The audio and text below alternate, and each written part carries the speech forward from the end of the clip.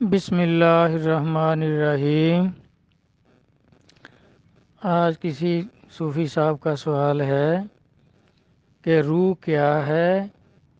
کیا روح کا جسم اور وزن ہوتا ہے؟ تو اس کا جواب سن لیں۔ اللہ تبارک تعالیٰ قرآن پاک میں فرماتے ہیں روح من امر ربی۔ جب لوگوں نے نبی علیہ السلام سے یہ سوال کیا کہ روح کیا ہے، تو اللہ تبارک تعالیٰ نے یہ آیت نازل فرمائی کہ ان سے کہہ دو کہ روح اللہ کا حکم ہے۔ اب دیکھیں، روح اللہ کا حکم ہے، قرآن پاک اللہ کا کلام ہے، حضور نبی کریم صلی اللہ علیہ وآلہ وسلم اللہ کا نور ہیں۔ اللہ زمین و آسمانوں کا نور ہے۔ قرآن پاک میں اللہ تعالیٰ فرماتے ہیں اللہ نور السماوات والارض۔ جب یہ سب کچھ نہیں تھا تو ذات موجود تھی، کیونکہ ذات قدیم ہے، یعنی ہمیشہ سے قائم اور ہمیشہ قائم رہنے والا، حی و قیوم۔ اللہ کی صفت ہے کہ ہمیشہ زندہ اور ہمیشہ قائم۔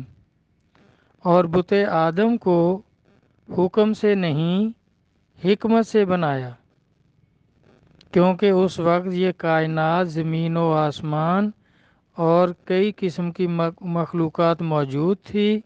مٹی اکٹھی کی، اس پر بارش، 39 دن غم کی بارش اور 1 دن خوشی کی بارش اس پر کی۔ تو اب اولاد آدم پر آپ غور کر کے دیکھ لیں کہ 39 غم چھوٹے بڑے آتے ہیں، پھر ایک خوشی آتی ہے۔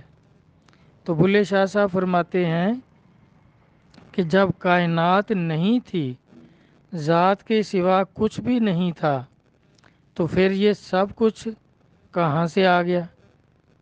تو یہ سب کچھ جو بنا ہے اس وقت، روح بھی، اللہ کا کلام بھی، اللہ کا حکم بھی اور نبی علیہ السلام اللہ کا نور بھی، یہ سب کچھ ذات کا ہی ظہور ہے۔ اللہ کا حکم روح ہے، اللہ کا کلام قرآن پاک ہے اور اللہ کا نور نبی علیہ السلام ہے۔ کیونکہ یہ سب چیزیں یہ چیزیں بھی پیدا ہی نہیں ہوئی تھیں، صرف ذات ہی ذات تھا۔ جب کوئی چیز بھی نہیں تھی تو صرف ذات تھی، جس کو بلے شاہ صاحب فرماتے ہیں کہ نور و نور تجلی تھا، نہ بندہ تھا نہ اللہ تھا۔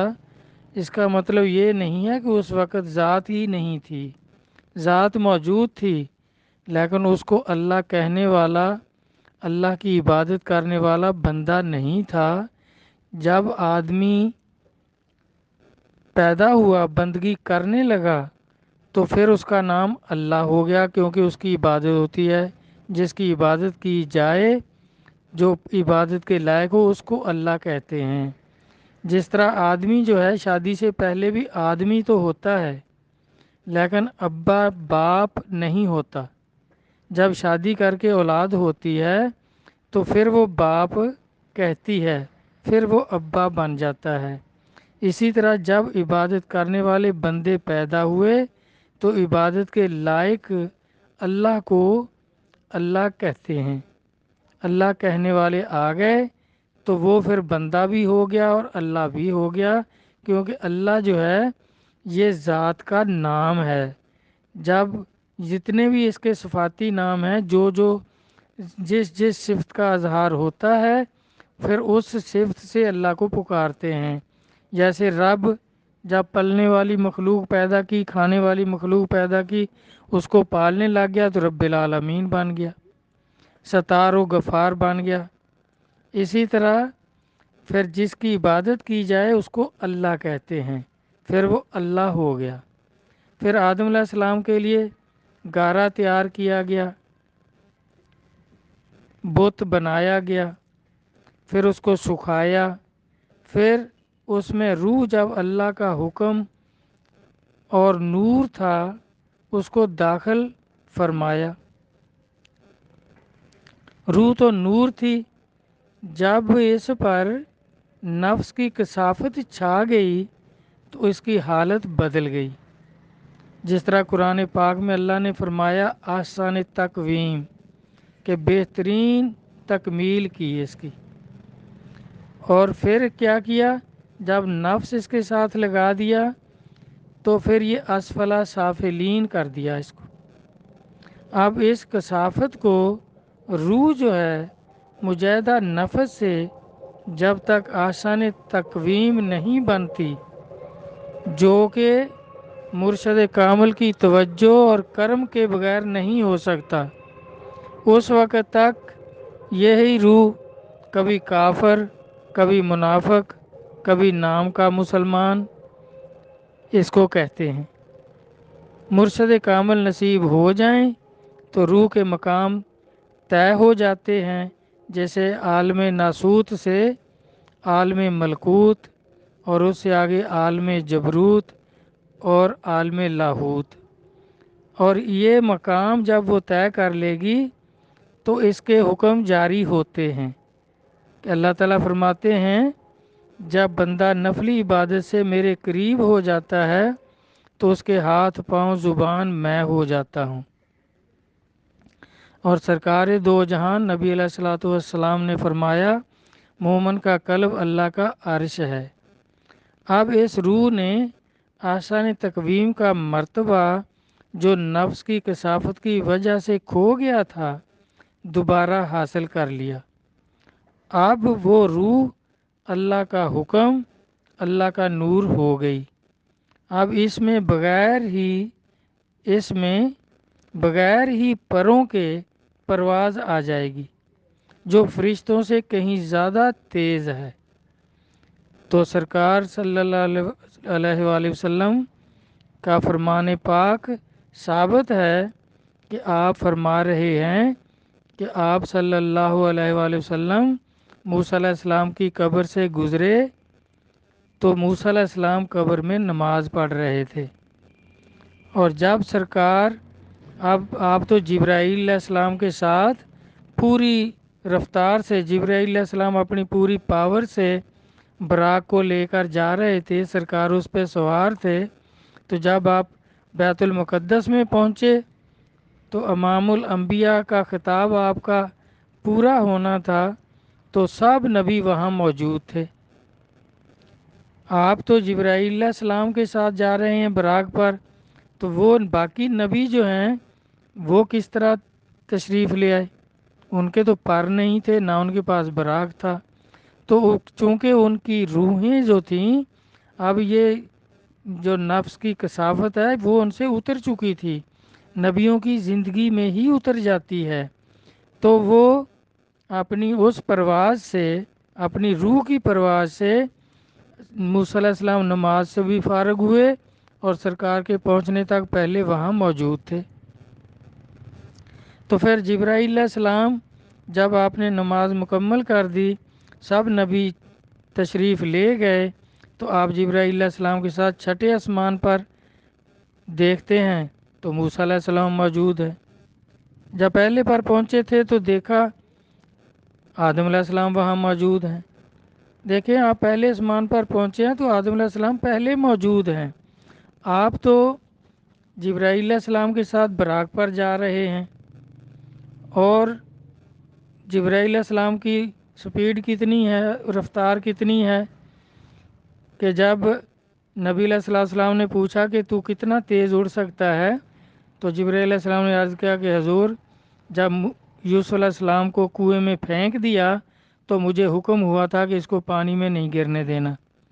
اللہ تعالیٰ کے حکم کے مطابق میں جنت سے وہ قمیص لے کر، کپڑے لے کر، کیونکہ ان کے بھائیوں نے کپڑے اتار لیے تھے، کپڑے لے کر یوسف علیہ السلام کے پانی پر پہنچنے سے پہلے میں وہاں پہنچ گیا تھا، اور میں نے اپنے پر کے اوپر یوسف علیہ السلام کو لیا اور ان کے کپڑے پہنائے. اتنا تیز میں اڑ سکتا ہوں. تو اب بھی دیکھیں نبی علیہ السلام جبرائیل علیہ السلام کے ساتھ پہلے آسمان پر پہنچتے ہیں تو آدم علیہ السلام وہاں موجود ہیں، ان سے بات چیت ہوتی ہے۔ پھر آپ اوپر جاتے ہیں چوتھے آسمان پر، عیسیٰ علیہ السلام موجود ہیں، اور چھٹے پر موسیٰ علیہ السلام موجود ہیں۔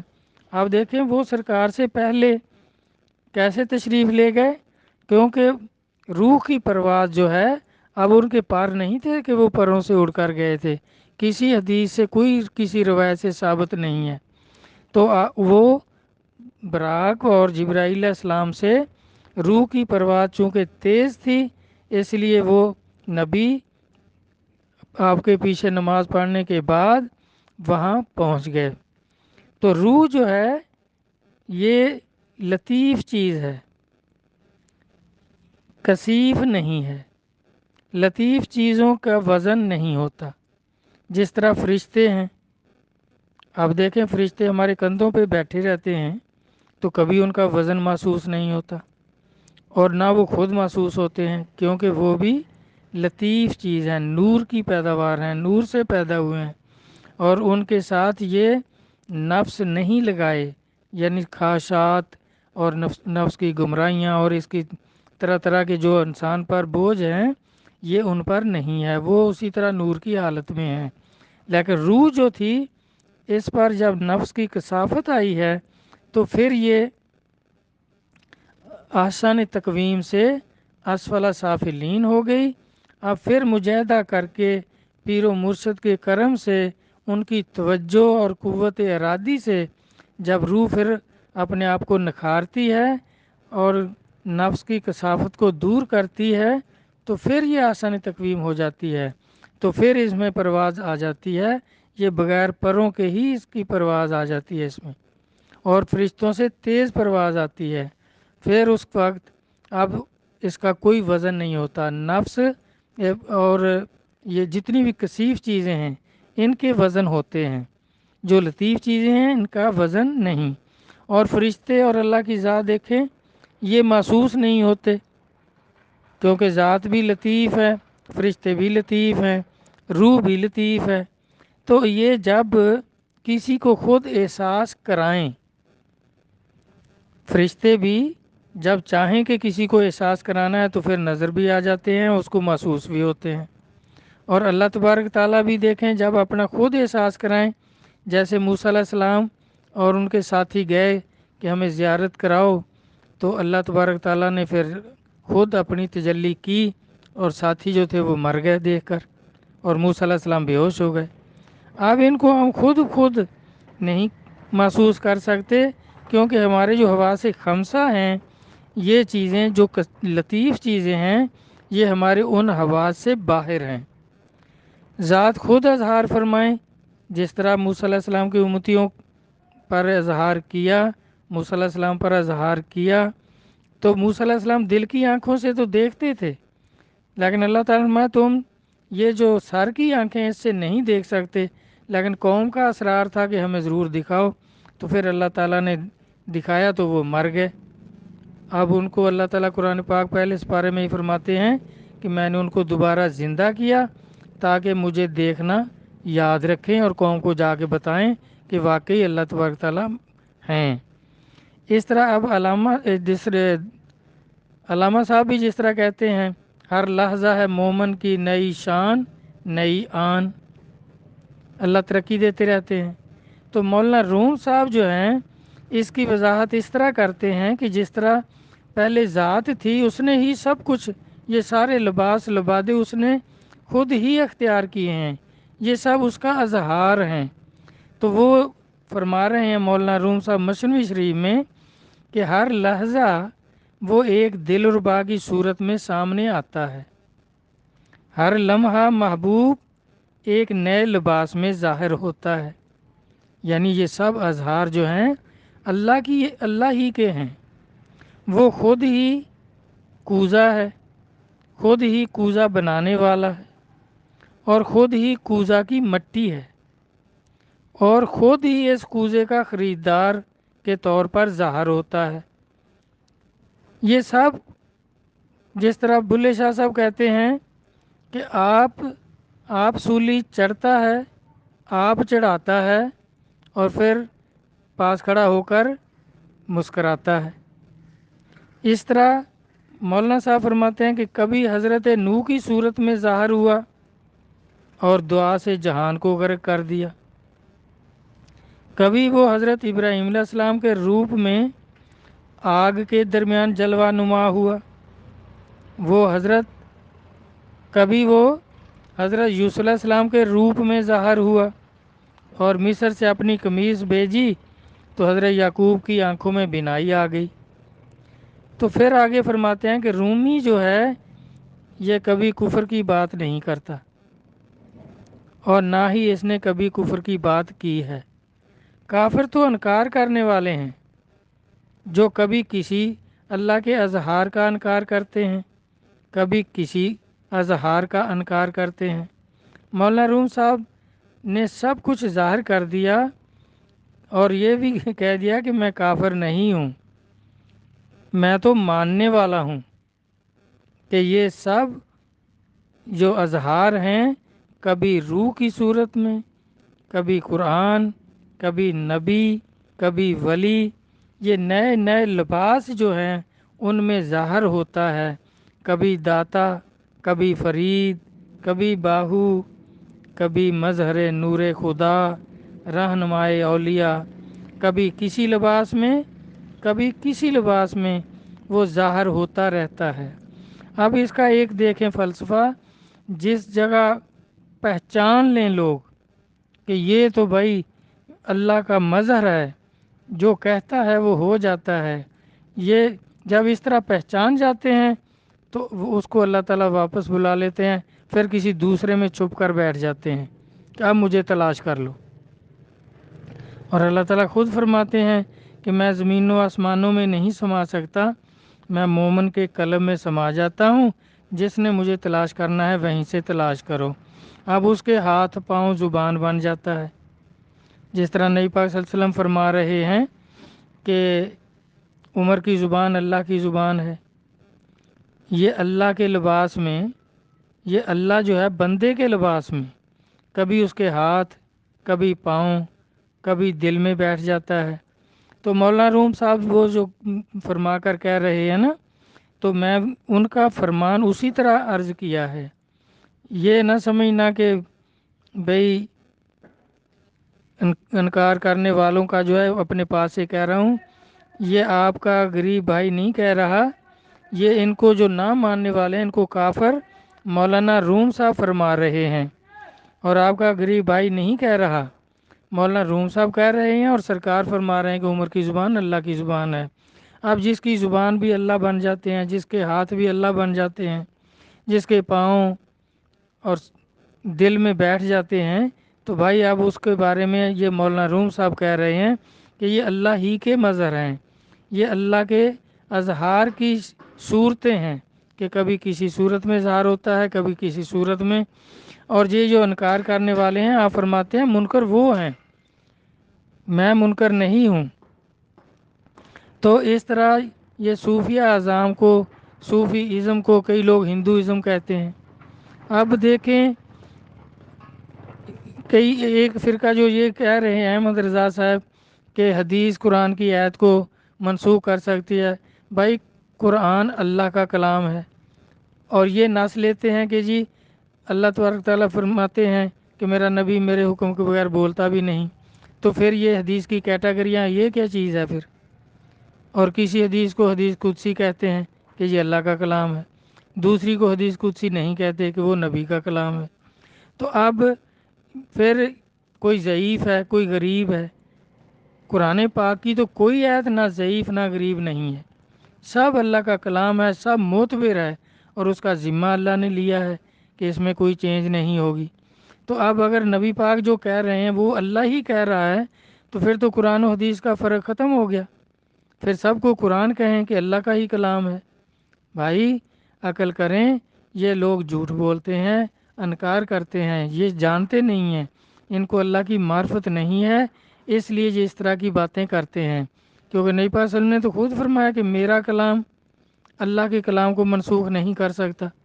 اس کا مطلب ہو گیا کہ نبی پاک کا کلام اور ہے اور اللہ کا کلام اور ہے۔ قرآن پاک اور احادیث کا فرق ختم نہ کریں، جھوٹ نہ بولیں۔ لعنت اللہ علی الکاذبین، اللہ جھوٹوں پر لعنت بھیجتے ہیں۔ تو اس طرح اس سے بچیں اور جو کچھ اللہ رسول نے فرمایا اس پر عمل کریں، اس کو قبول کریں۔ تو اللہ رسول اپنے کلام کو سمجھنے کی توفیق عطا فرمائیں۔ آمین۔ اللہ حافظ۔